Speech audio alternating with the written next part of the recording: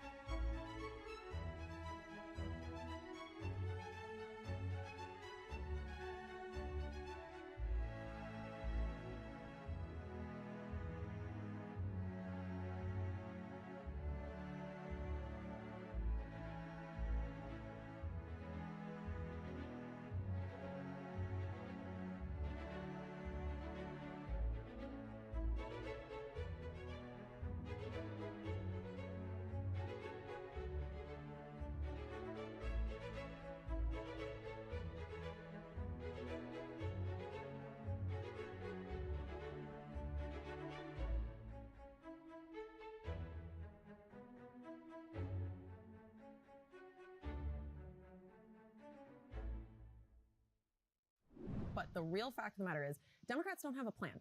Whitmer has put forward a plan, but that does rely on stress. Right. But that does rely on Democrats to be able to put forward some legislation in order to further that plan.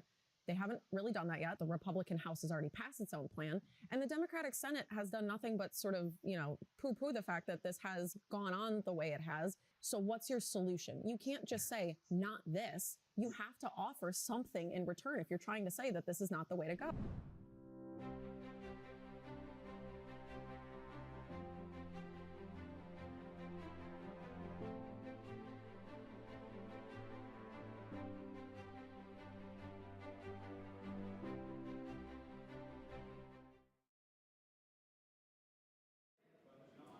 You know, I never know what this thing says that they put in front of me, so I looked at it today. You guys can come in tight if you want. You got to get on. Don't you guys want to be on the live stream on the Midwesterner and on the house? So you got to be in tight so you get on. What? The Real News, the Midwesterner, they do a great job. So, no, just wanted to go. So anyway, I never see what's on this podium. Let me see here. Hopefully I have a Diet Pepsi down here. All right. Yeah, we have passed the Value for My Dollars budget. This has been a lot of hard work by Ann Bolin and our Vice Chair Matt Maddock and all of our subcommittee chairs. We're really proud of this budget. Value for my dollars, and that's something we've been talking about for many months. We won the election talking about value for my dollars. When I became Speaker, we talked about rooting out all of the waste, fraud, and abuse in government. That's why I picked Ann Bolin as our Appropriations Chair and Matt Maddock, and together we picked all these subcommittee chairs, and we've identified $5 billion of waste, fraud, and abuse in the state budget, and today the House passed a budget that cuts all of that waste, fraud, and abuse and sets better priorities for your tax dollars: roads, public safety, and education. We stopped the lobbyists and the politicians and the bureaucrats dead in their tracks, and we put the people first with this budget, investing in their priorities. We all know that government has grown 43% under Gretchen Whitmer, and today we're finally starting to rein that back in and right-size the state government and make the investments in roads, education, and public safety. You know, I'll answer your questions, but I wanted to turn it over to our Appropriations Chair, Ann Bolin, to talk a little more. I'll leave that up there. Thank you, Mr. Speaker. Thank you, everybody, for being here. I do want to thank my colleagues and also the Speaker for the great privilege of serving as the Appropriations Chair and on the Appropriation. This wasn't a single person's effort; it was an absolute group effort.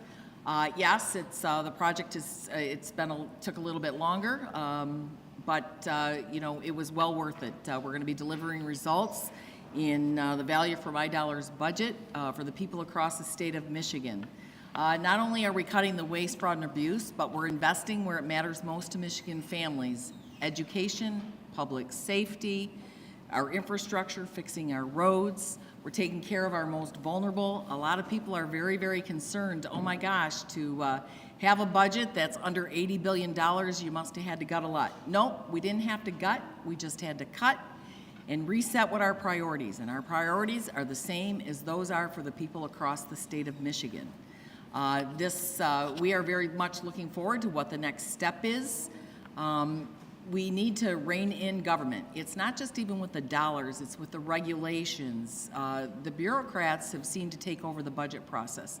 I'm very proud to have led BOJ, which is Bolin's Overhaul of Government Expenditures, right there with our HEAP plan. You know, this is going to be transformative. We are working very hard to change the trajectory of Michigan. This is not the same old, same old. It's time to return government to the people and return Michigan to prosperity, and this budget will do that. We're over $3 billion in roads, increase over $100 million for public safety. That's roughly a 20% increase in money that we're giving to local governments to support law enforcement. Record education funding. These are the things that matter most to people.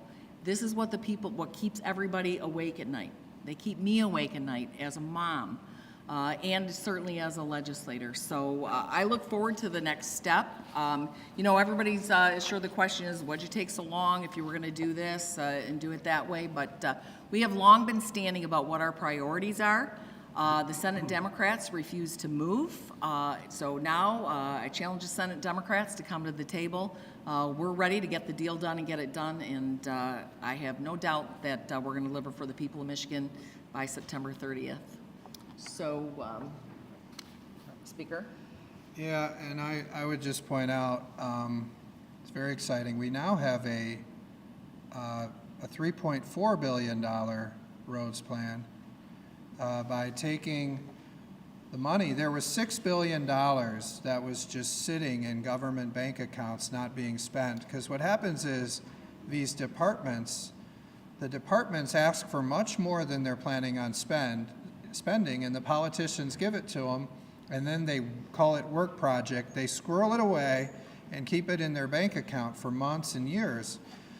There's $6 billion of this money just sitting there, so we took $2.5 billion of it and said, let's just pay off all of the road bonds. We can do that. We're going to free up another $330 million a year to fix the roads. So we now have a $3.4 billion roads plan by cutting waste, fraud, and abuse in the budget. We do it without raising taxes.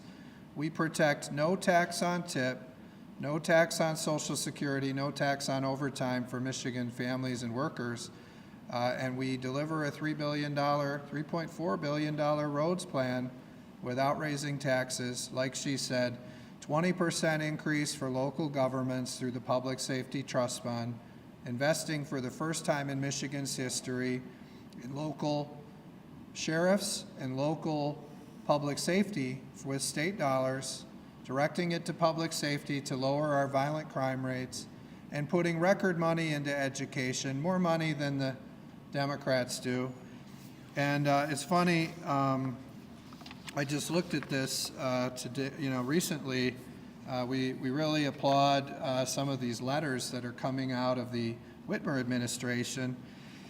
If we do what the Democrats want to do in the Senate, they propose no money for roads. We would lose over 8,000 good-paying jobs annually. That's according to the letter from the Leo and Trent MDOT. Senate Democrats' plan, which is no money for roads, lose over 8,000 good-paying jobs annually. The House Republican budget we just passed, which is $3.4 billion for roads, according to the Whitmer administration, would create 21,000 jobs. Now that's more than any Whitmer economic development plan. It's more money than the SOAR plan has created, which is 0 jobs in SOAR. We get rid of SOAR, but we do fund the roads, and we're going to create 21,000 jobs with the House Republican roads plan, which is part of the Value for My Dollars budget, setting better priorities for the budget and creating jobs. So thank you to the Leo Department and MDOT for pointing that out. I wanted to turn it over to our the Mad Dog here, who's been just uncovering waste, fraud, and abuse. $5 billion is pretty good. And I had to stop him. I said, Mad Dog, we know there's more, but let's just stop at $5 billion.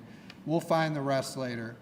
But $5 billion of waste, fraud, and abuse cut out of this budget and redirected to real priorities for the people of Michigan. I wanted to turn it over to our Vice Chair, Matt Maddock.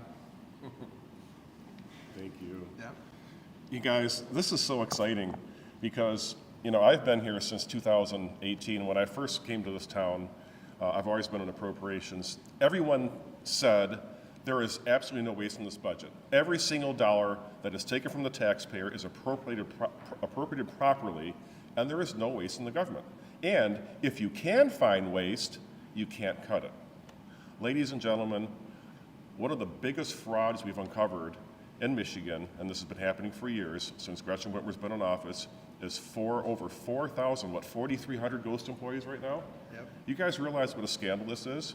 People should be prosecuted for taking money that was appropriated to hire employees and using that money for another purpose entirely. That's over almost $500 million in money that has been misappropriated illegally, in my opinion, and it should be prosecuted. That is a tremendous savings for every taxpayer in Michigan. The fraud, waste, and abuse is rampant in government. Everyone knows that. And I am ecstatic to say that we've come to you, Michigan taxpayers and workers, cutting over $5 billion worth of fraud, waste, and abuse in our government. And there is more, and I think this sets us up in the future when we take back the majority in 2026 to even make more cuts in fraud, waste, and abuse.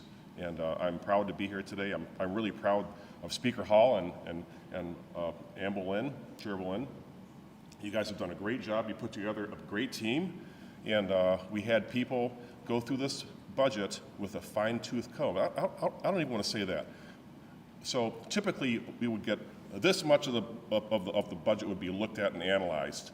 We looked at and analyzed, a 10-foot long list of all the appropriations in every single committee and in every single budget, and we went through a line by line and literally said, is this fraud, waste, and abuse? If it wasn't, it stayed.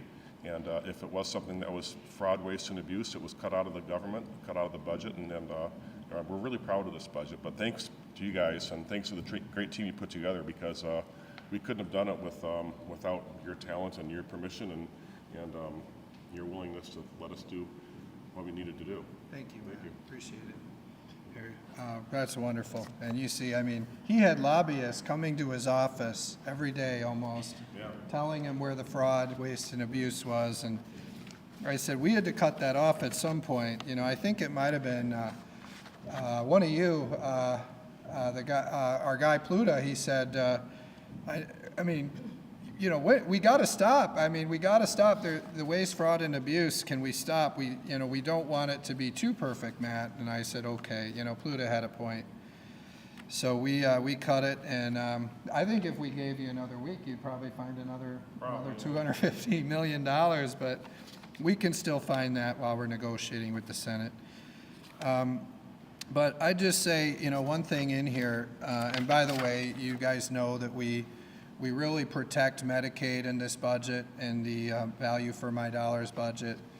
We root out some of the things in there. There's some things like people getting food delivery to their homes, people who are using these GLP-1s for reasons that they probably don't need them. That's costing hundreds of millions of dollars to the taxpayers. Not using generic drugs in the Medicaid program. So we tried to make this Medicaid program reflect what you would have if you had a job. If you have a job, what kind of health care would you get? So we made some minor, things that we did in the Medicaid in order to kind of just to save a little bit here and there. But overall, we fund Medicaid very strongly, and the general fund on Medicaid is more than it was last year. We want to protect Medicaid to make sure that it's available to the people that it was intended for. But one way we can save a lot of money is by implementing work requirements sooner than what is the latest date needed under the One Big Beautiful Bill. And we propose putting those work requirements into effect starting January 1. A lot of work was done on this during the first few years of the Whitmer administration before the legislative Democrats eliminated work requirements in our Medicaid program. So a lot of that work's been done. Let's dust it off and let's get this thing implemented so we can ensure that people are not stealing from the Medicaid system, and that people that are, 40 years old, living in their parents' basement are not receiving the Medicaid dollars, that if they're not seeking work, volunteering, or education. They can go and get a job, they can go get an education, they can volunteer. That's not what the Medicaid system's intended for. And so that is another way we can start rooting out the waste, fraud, and abuse, is by implementing those work requirements sooner. If we do these things, we can preserve our Medicaid system for the people that truly need it and ensure that it's around for a long time. I mentioned it's over 30% of the state budget is Medicaid, so the fact that we can cut $5 billion of waste, fraud, and abuse, make some minor changes to Medicaid to preserve it for many years, but really the Medicaid budget is higher than it was last year. So we don't have to take anything out of Medicaid or education. Our education budget is much bigger than the Democrats' plan. We empower local districts, and I saw something today, I'm looking for this slide, but I saw something today where Michael Rice put out some statement. And by the way, we're very happy to see him move on. I'm not sure there's anybody that wanted Michael Rice there. He's not very good at his job. You look at the math and reading scores, they're not very good under Michael Rice, but we had a quote from him today that was basically just reaffirming the position that that our Republican plan funds free school lunches. It was really amazing. So this is what he said today in his statement. The bottom line is that the House budget would consolidate into one section of the budget funding for numerous important programs for our children rather than dedicating specific dollars to programs like free school meals. So once again, Dr. Rice is reaffirming that the House education budget funds the free school meals. And I mentioned they can get free breakfast, free lunch, free snacks, free dinner. They can get whatever they want under the House Republican budget. School districts are going to have more money than they've ever had before, and they're going to have the autonomy to make the decisions of what to spend it on. So I wanted to bring up Tim Kelly, who's doing a great job for us on education, to talk a little bit about the value for my dollars education budget. Thank you, Mr. Speaker. Even despite the school aid budget being passed in early June, we continue to make the argument that why we think our way is better, and that is because we trust local school districts to do the right kind of thing, given the opportunity and leeway and discrepancy to use the dollars as they see fit. It occurs to me that when you roll up these dollars that have subsequently in the past been diverted through categorical spending, diverted away from individual classrooms, individual students, and I think when you roll this up and supply it to back to the school districts, it's an opportunity for them to make the decisions and them to serve their students best. It's also in the last month or so I thought, why is it that we've never just taken the amount of school aid dollars, which has always been a healthy fund, and divided by the number of school children? Why isn't that just as simple as that and turn it around and do that? And we never have. Since Proposal A was introduced in 94, 95, when the state basically took over the funding of education, we've never done this. Why is that? And it's my contention that Lansing and the politicians just simply don't trust local school districts to spend this kind of money. It'd be a windfall to them. When I first came to the speaker back in March and said, we're doing this all wrong, this is what we need to roll this up, I had this idea there was $22 billion, there's 1.1 million children, it's $22,000 a kid, there you go. And we, for some reason, just don't do it that way. And I challenge our school community, as well as going forward, why isn't it that we can't do that? And so I think we'll continue to make this argument that providing these dollars up front to the school districts, they'll be in better stead and do the work that solely needs to be done to increase achievement. Again, we're going to start negotiating on this budget, but we're going to contend and continue to make this argument that we have a better way to go. Thank you. Yeah, and the Senate Democrats have been sitting on this budget for months, and we know the Senate Democrats walked away from the negotiations on July 1, and that's the reason we didn't get an education budget done. And we even put it on the board after that and said, I think the politicians should have some skin in the game. If the politicians can't get a budget done by July 1, then they should not be paid. And what happened?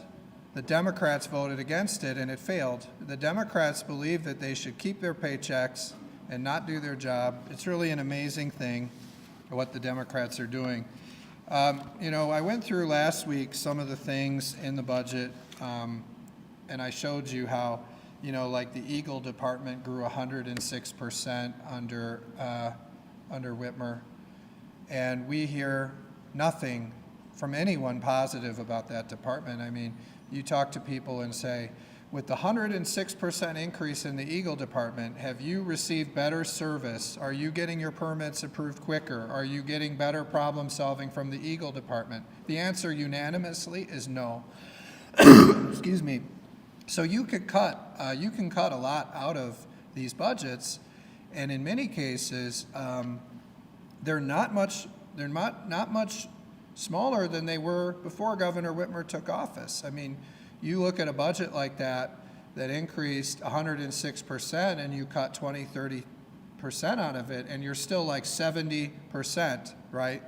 So you look at it, you can make some pretty big cuts from these budgets where the Whitmer administration greatly expanded government, but you're not getting more value out of the budget. You're not getting any value. And I wanted to bring up Tom Kuhn, who did a great job for us on the general government budget, which there's a lot of budgets in there, just to offer a few words about his budget. So, great job. Thank you, Speaker. I spent 28 years at the local level of government before coming up here. And the biggest shock I had, the biggest shock up here is this culture of entitlement. On the local level, if we asked, what are the outcomes of us spending taxpayer dollars? What are the outcomes of these programs? We would get answers.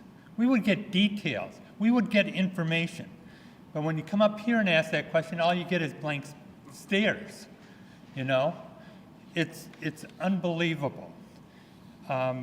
So, to me, this budget is all about accountability. We need to have accountability, and that means outcomes. Looking at whether programs are actually providing what the taxpayers want them to provide. We had a couple examples in the gen government. I mean, we had quite a few actually, but we have the Attorney General had one of the least transparent budgets. She had one line item for all operations. One line item for all operations. So our staff spent a lot of time going through it, going through the departments, and so we've changed it. Now we have 34 line items in the AG budget. We need to have accountability. You can't have accountability if all you get is blank stares and misinformation. Our Gen Government Committee also spent a huge amount of time on IT. IT is a huge problem in this state. We spend $1 billion all the time on IT. And what is the solution for screwed up programs? Give us 70 million more. Give us 30 million more. Give us 2 more years. That's not acceptable. We went out and we talked to the top experts in this field of state IT.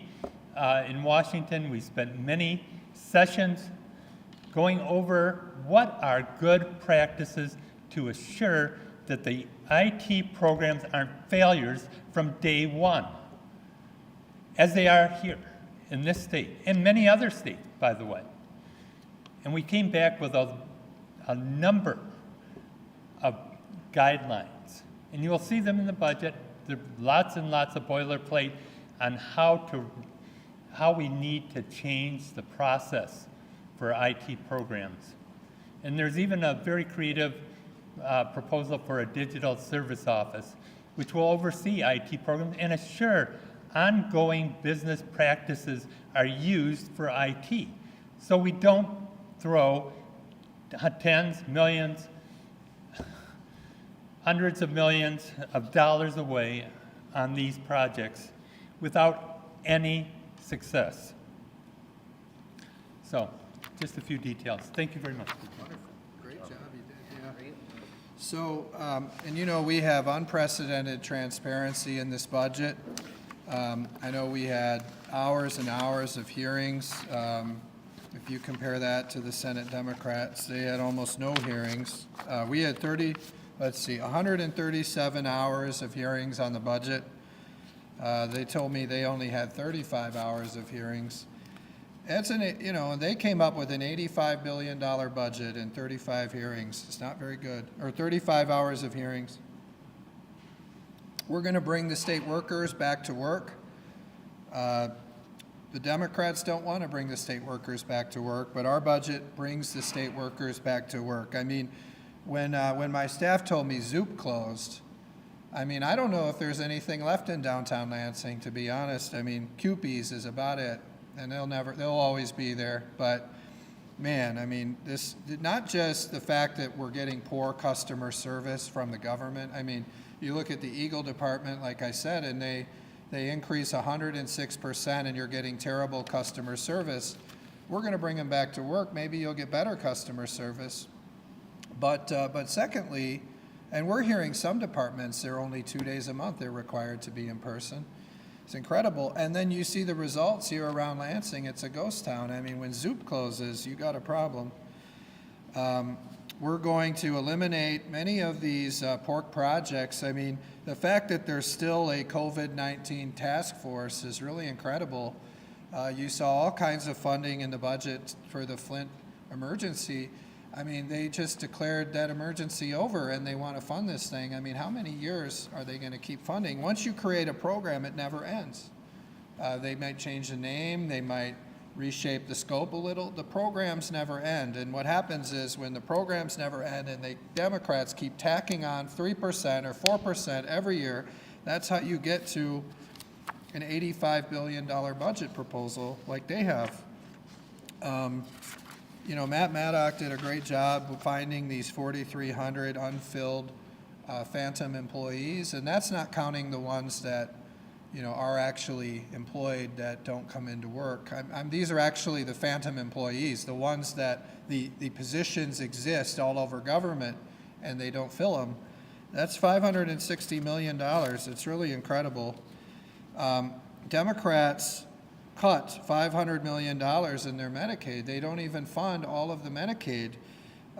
They would kick thousands of people off Medicaid. What we did in Medicaid is we said, let's tailor Medicaid to make it work so that everyone who's eligible can continue to use Medicaid. They just kick all these people off Medicaid and child care. It's really unfortunate. And they're billions of dollars outbalanced in their budget. We eliminate the Office of Global Michigan, so we're not giving any more rent subsidies to illegal aliens. Democrats want to continue funding the Office of Global Michigan. It's not good. So I wanted to give an opportunity to another one of our subcommittee chairs, Ken Borton, to come up here and talk a little bit about the work he's doing in his budget. Thank you, Speaker Hall. Yeah, my budget is MDARD, so I have agriculture and I have the DNR. And in the interest of time, I'm going to talk about just the DNR because I've got a lot of personal experience there. I can tell you firsthand that the DNR is real good at using taxpayer money to go after good, hardworking taxpayers across the state. I saw it firsthand. I knew that coming to Lansing. I did not realize the extent of it until I got to Lansing. Since being here, I've had so many people come to me that are current DNR employees, ex-DNR employees, recent retiree, who have told me some of the things that are going on. They tell me that you know, they were tasked with doing a study that cost hundreds of thousands of dollars. It came back and administration didn't like it, so they told them to file it, and they just left it there. It was absolutely crazy. So in talking with the DNR, and there's a few points I'll bring up here, but I've got probably 50 of them, and I'm not going to keep you here that long. But I talked with the DNR, and all I hear is, we need more money, we need more money, we need more money. And I said, you know, for what? What are you going to do with this? How are you going to provide more value to the sportsmen and women out there? And I never got an answer. It was just, we need more money. And I'll give you some examples of what they want to do. Well, in fact, before I get into this, you know, I'm a business guy, so I said to them, they said, you know, we don't have as many people buying licenses anymore. People aren't hunting. People aren't fishing. Well, I know why they're not doing that, because they're tired of all the nonsense. So they said, we need to raise the rates on them. I said, listen, as a business person, if I'm bleeding customers and I'm not providing a service and people just aren't showing up anymore, the last thing I'm going to do to fix that problem is raise rates. I'm going to look within myself and say, what am I doing not to provide value to the customer out there? Because I'll guarantee you, you provide them value, they're going to come rushing to you with their dollars. But here are some of the things that they thought they would do. I mentioned sharply increasing hunting and fishing licenses. You know, they wanted to double the seniors license for fishing. You know, grandpa and grandma are the ones that bring up that next generation, right, and expose them to it. If they're not going out and fishing anymore, our kids aren't going to be fishing down the road. They wanted to make recreational passports to get into state parks mandatory for every single vehicle. Now, I love that program. My wife and I have them on both our vehicles. We've had them since the inception, but it's been an opt-in. I had the ability to choose that. They want to take that away. They want to just not even give you an option to opt out. Guess what? You want a vehicle, you're going to pay for that, whether you have any intention of using a state park or not. How does that make sense to anybody? That's some of the disgusting things. I never realized I was a tree hugger until I found out the DNR wanted to bulldoze trees in my district to put solar panels up. And I come unglued. I said, how does that make any sense whatsoever? And I was told, I said, it's not going to work. It's not going to work in northern Michigan. I was told by the director, you know what, Ken, we don't care if it works or not. We're going to get our money regardless. We don't care what happens to the guy who puts it in. I thought that's a great plan. Exactly. They've gone after my taxidermist, and I've got stories that, we can talk about later. You can ask questions about it. How about the enforcement of the open field doctrine? What other law enforcement in this state has the ability to just come onto your property whenever they feel like it, without a warrant, without any additional information, just they feel that there might be something going on there? I mean, they have grown to the point with taxpayer dollars where they're at today that they are so bloated that even the individual divisions don't know how to work with each other. You go to the DNR with an issue. Well, I'm not going to go into all of them because I could spend the rest of the time talking about that. But I think you got a rough idea what's going on, and I'm happy to talk about any of these specifics later. That's great. And, one thing that was really special about this is really giving each of our subcommittees and our subcommittee chairs the opportunity to really dive into these budgets, to really understand these budgets, to ask questions, and to look very carefully into the budgets. That's how we were able to identify the $5 billion of waste, fraud, and abuse that we eliminate in the House budget. I was so impressed when speaking to each of our subcommittee chairs. These subcommittee chairs are so knowledgeable about these budgets, and I asked our staff, and many of these people have been here for years, and they said, we've never seen subcommittee chairs that have taken such ownership over their budgets and are so knowledgeable about them. I mean, House Fiscal doesn't have to even ask any questions or answer any questions because our subcommittee chairs know so well, and that's because each of them took the time to dig into these budgets, and you see that with Ken. I want to say something. Yeah, go ahead. That is absolutely true.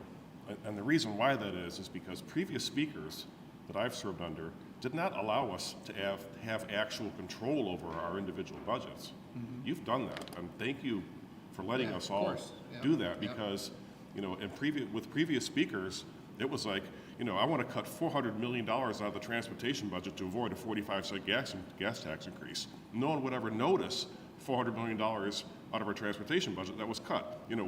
Empty buses, all this kind of stuff. I was told by previous leaders that, no, you're not cutting anything. Thank you for letting us cut things. Of course.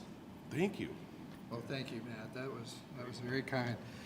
I actually think that, you hear these narratives from the Democrats that one person, and you notice they make it very personal, and we saw when they tried to serve me in front of the cameras, and I was Speaker 8 days, and they sued me, and they sued the House, and they're losing every one of those cases. But, they make up these fake narratives, and they make it so personal, but you hear these stories.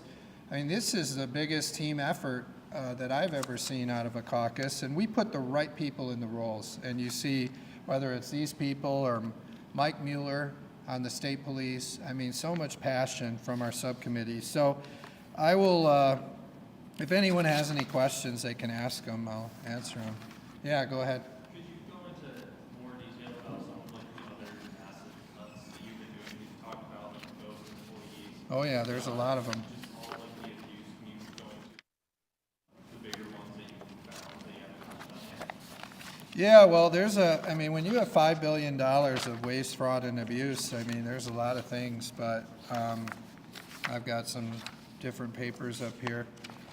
I'll just say some of the bigger things were mentioned here, right? I mean, you look at the $560 million that we cut from the 4,300 ghost employees in state government. We talked about $125 million reining in these massive boondoggle IT projects. You look at the $2.5 billion that we took out of these slush funds that the departments are squirreling away. They have $6 billion. We only took $2.5 billion. If it's just going to sit in some account for years and years and years, then let's at least use it to pay off the debt on the roads so we can put another $330 million into roads a year. Just going through things like I mentioned, eliminating the COVID-19 task force, ending the SOAR program, which spent billions of dollars and created 0 jobs.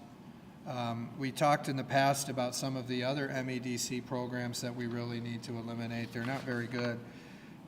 You know, we probably should have brought Nancy Jenkins Arno up here. I mean, she cut so much out of that Leo budget. She found so much waste, fraud, and abuse. But, you know, you look at for example, our veterans budget. Ron Robinson did a great job on that, ensuring that we actually increase the veterans budget and we put money in there to fulfill President Trump's mission with the Selfridge Air National Guard base, where the governor and I went to see President Trump and asked him, bring a new modern fighter mission to Michigan. He said yes, and he gave us something even better than we asked for.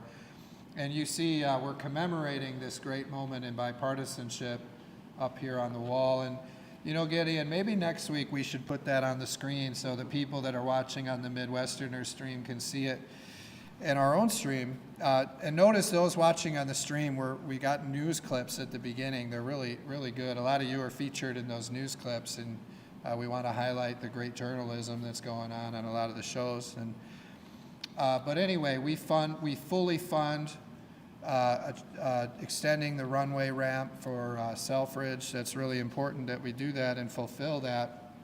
But you look at some of these things like the urban forest grant, cultural resources, nature awaits, you know, things we see in DNR that are not very good. You know, $30 million for EV chargers all over the state. And we looked into this program. They never built one EV charger. So they're getting $30 million to build these EV charger infrastructure all over the state. They never built them. They spent 0. And then they say, oh, we need the $30 million again, because these programs never end. We said, we're going to end these government EV chargers. They're not even building them anyway. Why do they need another $30 million? They put $1 million in the budget to buy EVs, to build a state EV fleet, more expensive than if they just didn't buy EVs. I mean, that's something we eliminated. There's a lot of things that our subcommittee chairs eliminated. These museum grants, get this. This is probably the thing that Winnie Brinks wants the most in the budget. There's $700,000 in the budget for legislator dues to go on these trips, whether it's NCSL or CSG. And truthfully, one of the reasons that we couldn't get more work done this summer is because a lot of the Democrat politicians were using these memberships and going on these trips. And then it's not just what's in the budget, they spend their office allotments on it too, for them and their staff. And they're going all over in these trips, whether it's Argentina or Boston or Saskatoon, they're going all over the place. And I said, the taxpayers shouldn't be funding these membership dues for politicians to go on these trips with these groups. So we cut that. So $700,000, but you know, it's a big one. I mean, you look at these, they take them and they like some associations are getting money from some of these programs. It's really incredible if you look at it. I mean, they're funding gender reassignment surgeries for prisoners in our corrections system. We eliminate that. There are programs in there that don't even exist, and they're funding them. It's amazing. Like the Starbase, I mean, that was eliminated a few years ago, and they still fund it. The cash incentive programs, I mean, you look at this, they expanded cash welfare, and they're just doling it out, and we're reining it back in, back to where it should be with the cash welfare that they just expanded. We get rid of the arts and culture grants. They're a real waste. I mean, you look at what they are, glass blowing, all kinds of things, really, barbershop quartets. It's incredible the things they got away with calling it arts and culture grants. So you total that all up, and there's some more in there. You can get to $5 billion, and there's more in there than that.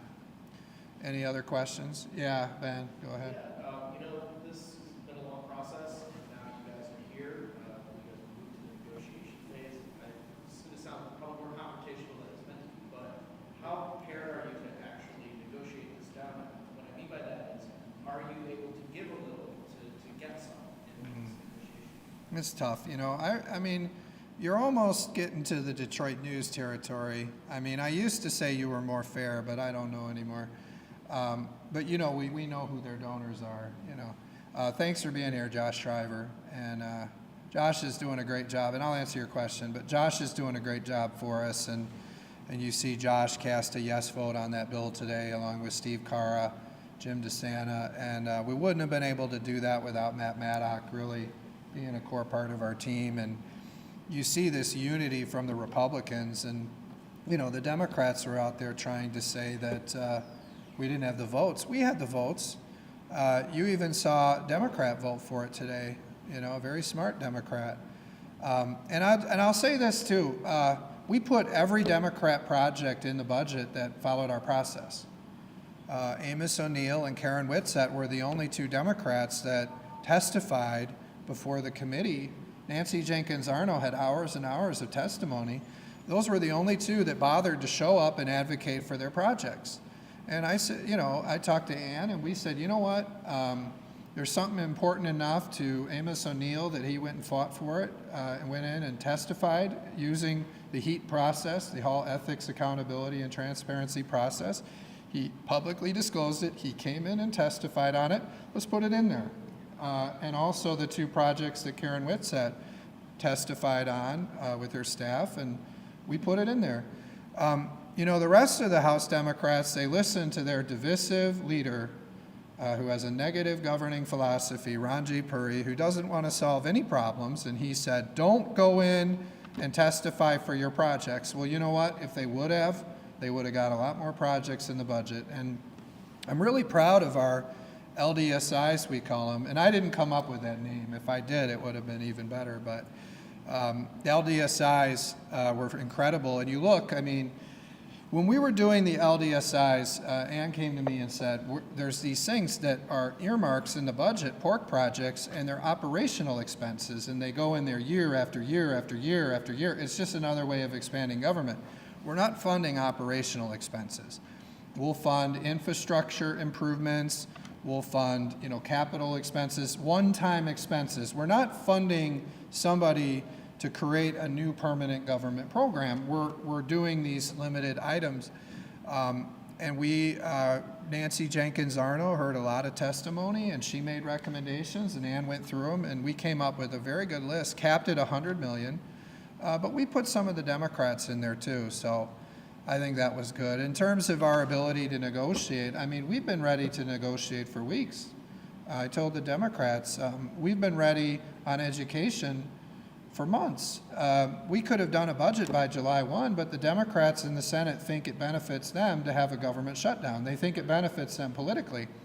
That's why Mallory McMorrow has been talking about this since before the election, attacking us and blaming us for government shutdown. So what I said in February or March was, let's pass a government shutdown prevention plan. We can do it right now. We can take a lot of these key things off the table. We wouldn't be having all these problems with the school budget if they had taken that off-ramp. Our jails would be covered, our prisons, our local governments, our veterans' homes, everybody state police, they'd all be funded a minimum amount, and then we'd just be working on the more controversial things. And you look at the waste, fraud, and abuse, and that's what we're really talking about, not those things. The Democrats haven't acted on that. We passed a school aid budget that was bigger than theirs and empowered our local school districts. They walked away from the discussion July 1.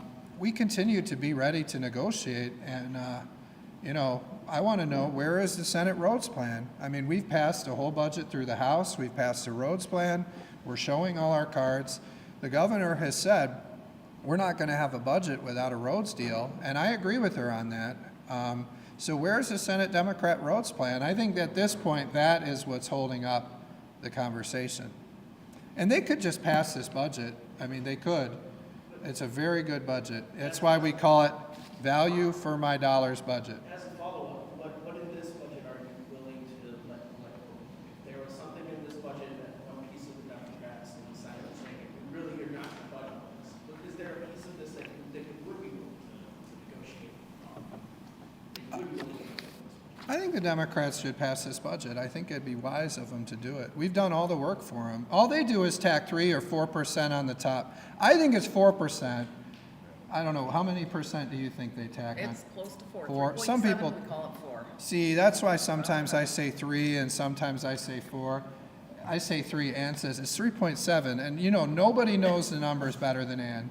Not even the ultimate Lansing insider, Sarah Anthony. Now, Sarah knows the numbers the lobbyists care about probably better than anybody, and where to tuck in all the pork spending and all the waste, but nobody knows the numbers better than Ann, and that's why 3.7, they tack it on the top every year. That's an easy budget to do. We did the hard work, and that's how we fund roads, public safety, and we're not getting enough credit for 20%, is it 20% increase to revenue sharing? Yes. It's incredible. We're not getting credit for that through the Public Safety Trust Fund. And education, record numbers. You do that without raising taxes, and you return money, no tax on tips, overtime, and Social Security. It's incredible what you guys did. Yeah, you didn't ask a question. I like you, Travers, but I got to call on her once in a while. I do appreciate it. You had a meeting today with the governor and Leader Grace. Can you just tell us a little bit about yeah. how that meeting went? You heard about that? Oh, well, look, I mean, I think we've made our position clear, right? There shouldn't be a deal on the budget without roads. I want to see the Senate Democrats' roads plan. Where is it? We're ready to negotiate. This idea that the Democrats, and at what point is the media just going to stop believing everything the Democrats say? Because they say one man is standing in the way and he's micromanaging everything. And you look at this, and I mean, these guys have been working the whole time, not engaging in the divisive rhetoric and just putting their heads down and finding waste, fraud, and abuse in the budget. We found $5 billion. So we've got a great team effort. We're ready to negotiate the budget.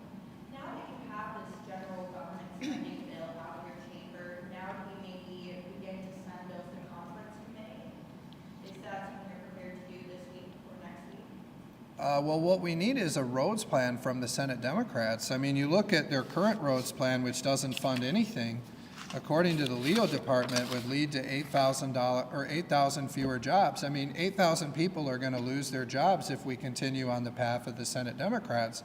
Our roads plan, which is now $3.4 billion, is going to create 20,000 jobs, according to the Whitmer administration, and that's bigger than any economic development project that Whitmer has come up with. That's why we're eliminating the SOAR fund, because they spent billions of dollars in taxpayer money and created 0 jobs. We can create jobs through funding our roads and really improving our local roads, and we can do a good public service in improving our infrastructure, bridges. Did you hear the testimony about the bridges? All of these bridges that are closed or in serious condition that need to be repaired. With this budget, the value for my dollars budget, we can actually start to fund our bridges and roads and infrastructure, and we can do that without raising taxes. Go ahead, Elena. I wanted to ask about transparency that this process. Oh, yeah. Record transparency. Talk a lot about the earmark hearings. None of these individual department budgets went through subcommittee hearings. We can see them voted on committee. Can you address that? So we went through the budgets and we eliminated the waste, fraud, and abuse in government. It's $5 billion in waste, fraud, and abuse that has been cut out of these budgets. and redirected to priorities that people care about, like roads, public safety, and education. You look through it, and our subcommittee chairs have been more engaged in this process than we've ever seen before. They're so knowledgeable about it. Their committees have been engaged. What we're seeing from Democrats is really a negative governing philosophy. A lot of these people believe in this new New York City Democrat, Mamdani. They follow him instead of Gretchen Whitmer.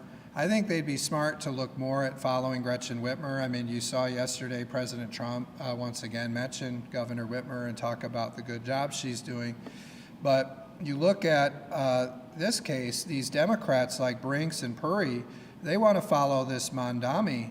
And they believe that the reason they lost the election is because the Democrat Party did not go far left enough, and now you're seeing it here. We saw this guy, Abdul Saeed, come to my area, Kalamazoo, and talk about, getting into the dirt and choking out his political opponents, right? This is the mentality of the Democrat Party. These people would not even participate in hearings to advocate for the things that they believe in the budget because they have a negative governing philosophy. We funded every project a Democrat came in and said, this is important to me. We saw a Democrat even vote for the budget today. But I would just say, as we're going forward, this is a very negative group of people that have no intention of advocating for a position or supporting any budget. I mean, we couldn't even find a vice chair of the Appropriations Committee on the Democrat side who wanted to solve problems and get a budget done. So we just said, look, this committee's broken. We're going to move forward with the budget because the people of Michigan expect this budget to be done on time. And the obstructionists, the legislative Democrats, the people that don't want to solve this problem and they want to blame the Republicans when they shut down the government, this group of people, we're not going to reward them. So we just moved the budget and passed it. And you saw 59 votes. Every Republican voted yes. I've told you guys about the unprecedented unity on the Republican side and how splintered and fractured the Democrats are, as many of them move toward this Mamdani, including Brinks and Puri. And we know Puri is really being advised by Abraham Ayash. We know that. That's who really runs the Democrat caucus.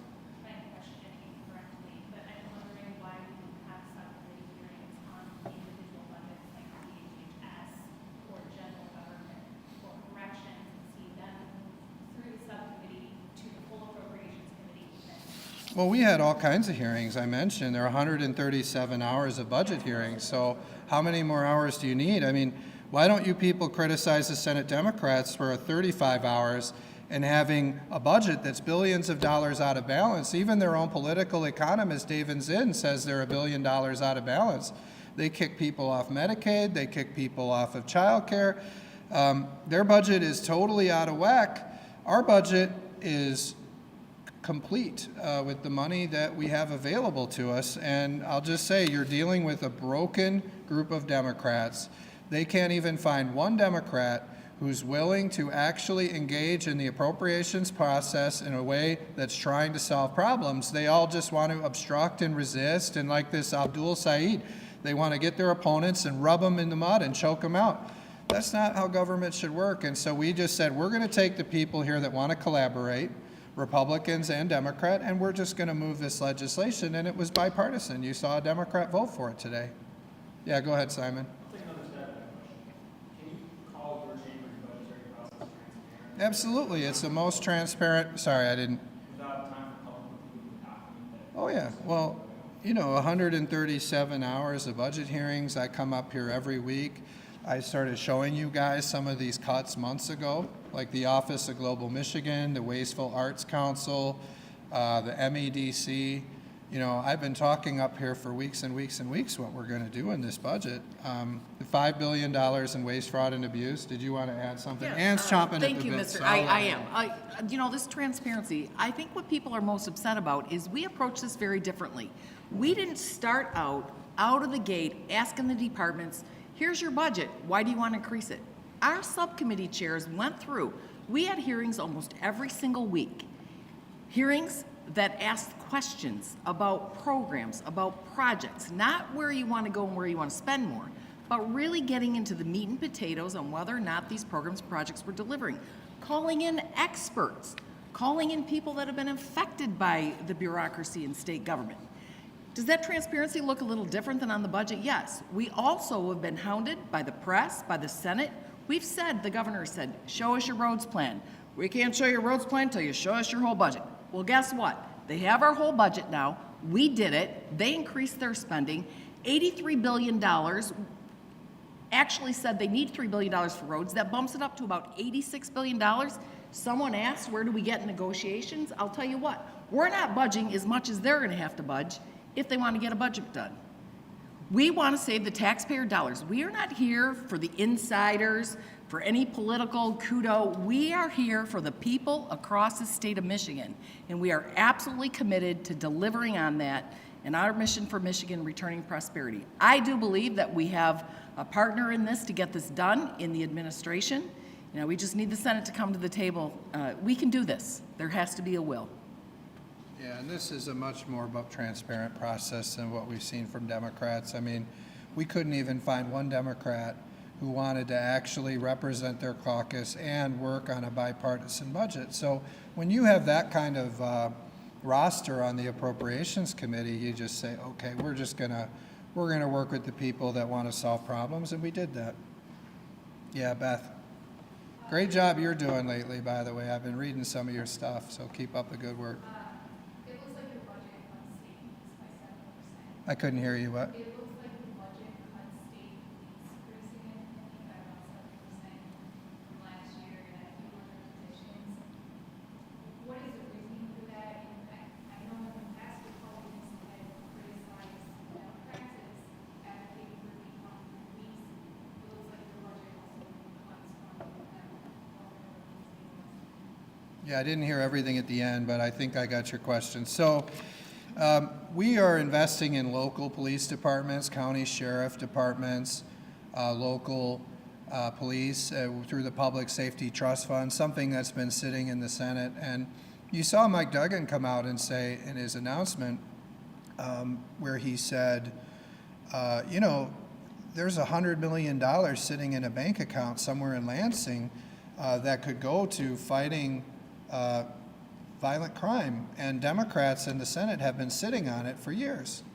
So what we're trying to do is we're trying to make those investments in local police and county sheriffs so that they can go and lower our violent crime rates. Now, Mike Mueller worked very carefully at this budget, which also includes a pay increase for our state police workers. All of our state police, but we have a real problem in that department with their Colonel Grady. And what was it, 95% of 98% of their employees, according to the survey, said that they have no confidence in him. And this individual has been not doing a very good job with his department. I mean, this used to be one of the greatest police forces in the world, and now they've really lost a lot of their prestige, and so we're trying to return this to greatness. Mike Mueller has been working very carefully on that budget, and we believe that the troopers deserve an increase in pay. I'll also point out, though, that when you look at this is an example where when you look at the number of, they call them FTEs, these are the positions, the positions available, there's an unrealistic number. I mean, you can't actually hire this many people in 1 year to fill those spots in the department. And what happens is they have a very high number like that. What they do is at the end of the year when they don't spend the money, they squirrel it away into one of these accounts and it just sits there forever. That's how we have $6 billion piled up in government of what they call work projects. Now, we take $2.5 billion of that and we put it into paying off the governor's bonds, and we free up $330 million a year that we put toward roads, and that's why we have a $3.4 billion roads plan now. So I would just say what we do have is we have an increase in the state police. You know, we fund their trooper academies, and we have an increase, but it's not like a huge, huge, huge increase they're never going to make. It's more of a goal that's attainable. And our goal over time is to increase the state police force, but by a reasonable amount each year that's achievable. I also noticed this in corrections. You know, Brad Slaw pointed this out to me. They have hundreds and hundreds of openings in this department, and it stays that way every year, and then they squirrel the money away. That's how you get this $6 billion. It just is there in accounts that they don't spend on anything. So we did the same thing in corrections. We gave a significant pay increase to our corrections workers. We really like our corrections workers. They have a hard job, just like our state police do, and we wanted to make sure they get the pay increases they need, even above what the Civil Service Commission is saying. We want to go further because we value those positions. But when there are hundreds and hundreds of vacancies every year, that's not realistic. They're not going to fill it. So we came up with a manageable increase, and then we took the money and said, if you guys create this many new jobs, you know, then we'll increase again next year. We'll keep working up that way. The way they're doing it, they have so many vacancies and they keep the money for years and years and years. That's money we could have spent on roads. Back here. Go ahead. I just want to make sure I understand the numbers. So for the 137 budget, public hearing and budget hours, is that including oversight hearings? And then the other thing is for the 4,300 phantom positions, are you saying every single position cut in this budget is a phantom position, or is there a mix? On the hearings, these are the budget hearings. What was, and on the, no, I think there's probably, Ann might know that, but I think there's probably more than just the phantom jobs. Yep, there's 4,277 phantom jobs, and there's about another almost 1,000 cuts, which would be cuts in positions in rolling back governor. You know, we found programs that really don't have, they're not full-time employees. Well, we actually don't even know. People don't show up to work here in Lansing. We don't know where they're working. Are they working? Are they working another job? Right. That's another thing we're digging into. So we've got some provisions in the budget to do that. It's hard to tell, but that is what's provided by the departments to us about unfilled vacant positions, and so we dug deep. Just make sure I understand correctly, the 137, that's just appropriation and appropriation subcommittees, not including the oversight subcommittees. Correct. And that's compared to the Senate's all over appropriation meetings of 35 hours. That's the real news, some genuine news, truthful news.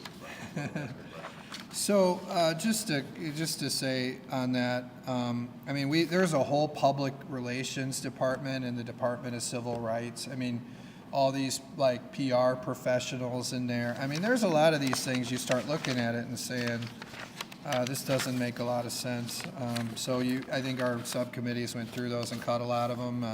The Attorney General's office, we're not getting much value from our tax dollars, things like that. One other thing that's really important in this budget, I couldn't believe it. Ron Robinson did a great job of funding the health care for the National Guard. It was only like a couple $1 million. You believe the way they waste all this money, they don't even provide health care to the National Guard. And when they get elevated up, you know, one thing General Rogers told me was one reason that they don't, like when we wanted to send the National Guard to the southern border, they wouldn't have health care unless they were called up by the federal government. If we truly want to use our National Guard on state missions, we want them to have health care and benefits. We fund those things in our budget. Really great thing. Go ahead. Yeah, I have to speak if that's all right.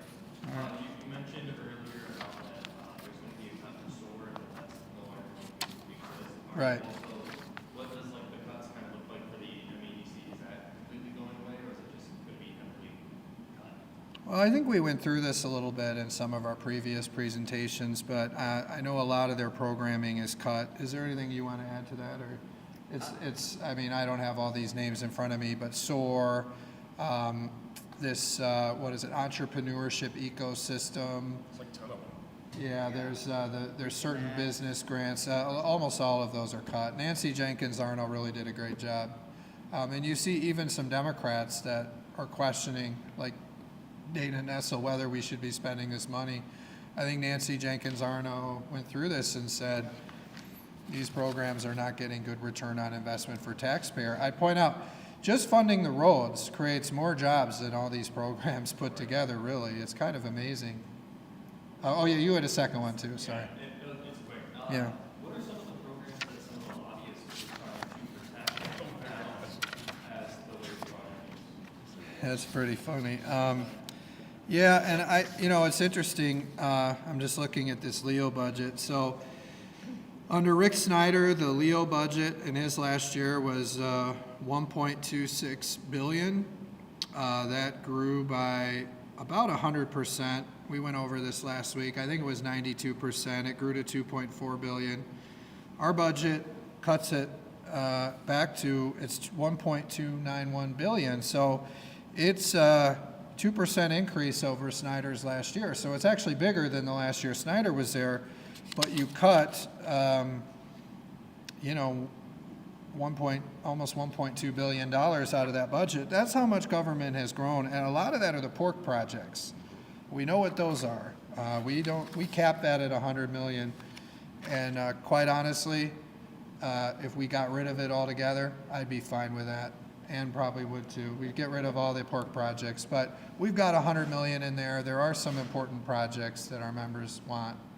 Yeah. Are your members earmarks in this budget? And I guess the second question I have is, were the determination of which earmarks were eligible, was that part of this long, waste, fraud, and abuse analysis that you guys are doing? Was that part? Oh yeah, and you look, there were members that proposed earmarks, again, for companies that don't exist, all kinds of things. And so by having a transparent process in advance where you disclose your projects, this is part of HEAT, the Hall Ethics, Accountability, and Transparency Plan. They disclose their projects, they put their names on it, they explain the public purpose, they certify it's not it's not going to a for-profit corporation. And then they tell us about the project and when it's going to be complete. We did that. When did we do that? Back in May? It was a long time ago, that deadline. The committee's been going through the projects. We also said everyone must have a public hearing. We're presenting plenty of time for scrutiny. And then in this budget, we put the list in there. So all the projects that get up to the 100 million are in there. Yes. And my hope is that, let's look into the projects, right? And if it turns out that through more investigation, there's something we missed, well, that's why we wanted the transparency. But I think what Ann did and Nancy Jenkins and the committee, they've really done a lot of transparency. And this is much better than the ultimate Lansing insider, Sarah Anthony, who's trying to protect all the lobbyists in her budget. We are putting people above lobbyists in this budget and trying to get value for their dollars. That's why we call it the value for my dollars budget. But I would just say on that, she wants to disclose after presentment. Okay, that's not transparency. And you know why? Because they don't want people to know what these things are before they vote. It's incredible. Do you want to add to that? I do. Thank you, Mr. Speaker. There are a lot of 100 placeholders in the Senate budget, and we had some staff go through that and look deeper a little bit in the projects. It's about $1 billion of earmarks that have been undisclosed. $100 placemakers. So, you keep adding up, the dollar amount keeps going up, and transparency goes down, down, down, and down. So I believe strongly in our process. I think that, we had a website very, very early on. Every member, if you want to sponsor a project, put it into the portal. In fact, the Senate Republicans put it up. Senate Democrats, no website. So you see that we're very committed to the transparency and delivering on the taxpayer dollars. Was there another question? Oh yeah, go ahead. It's hard to see you. There's this big light behind you, so if we're not calling on you. Yeah, well. But curiosity I have, so something the Senate did vote on today was increasing the tipping fee Oh, for yeah. landfills to about $1.20 per ton. Does that have any chance of survival, or is that dead on arrival?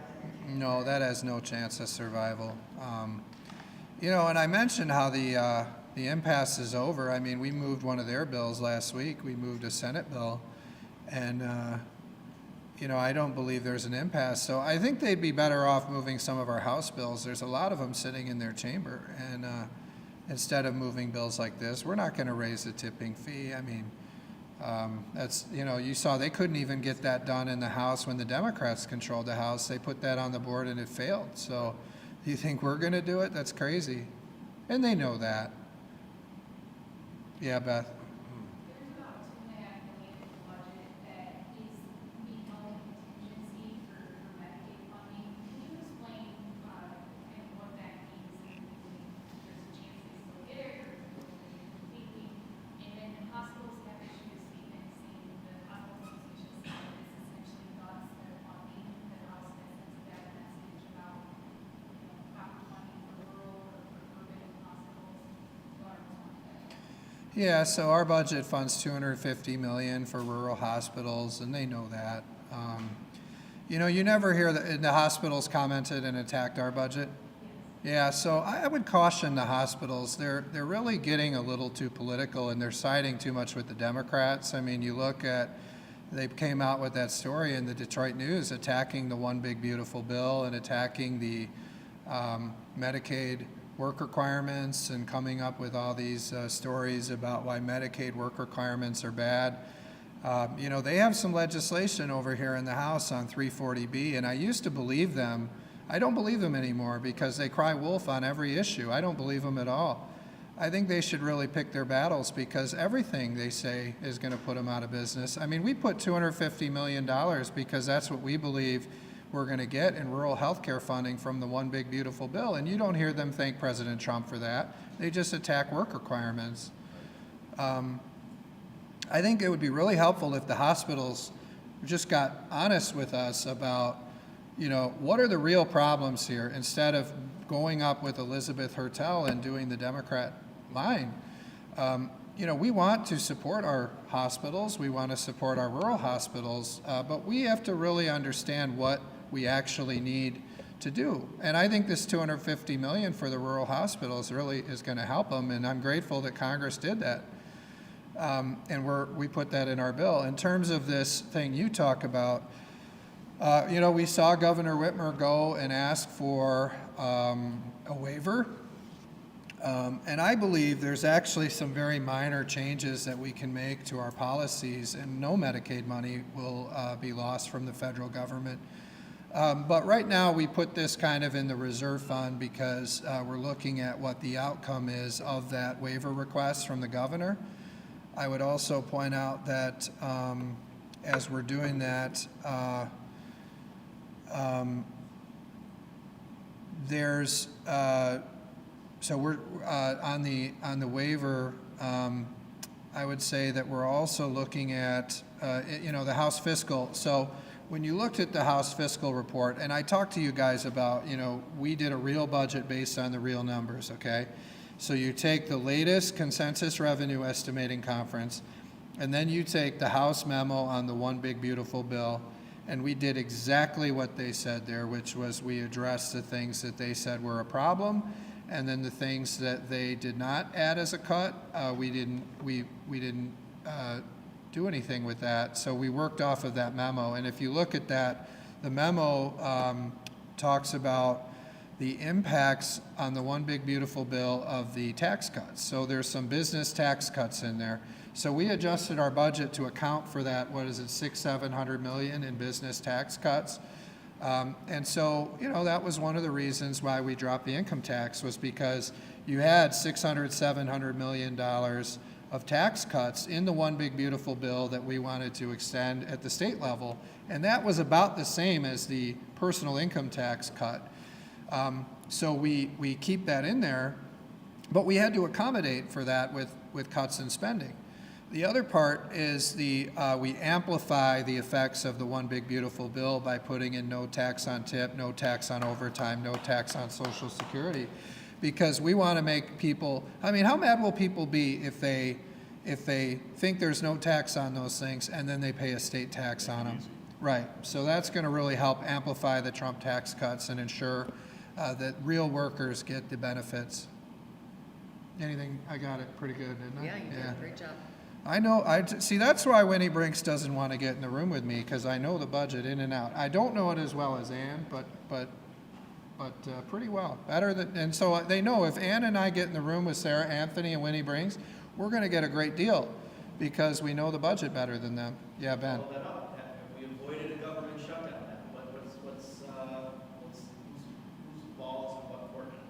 Well, I think what's important is, I mean, the impasse is over. I moved one of their bills last week, one they really cared about, Senate bill, and it passed with 100 votes. And then you look at how we're passing this budget today. We've had an education budget sitting there well before July 1.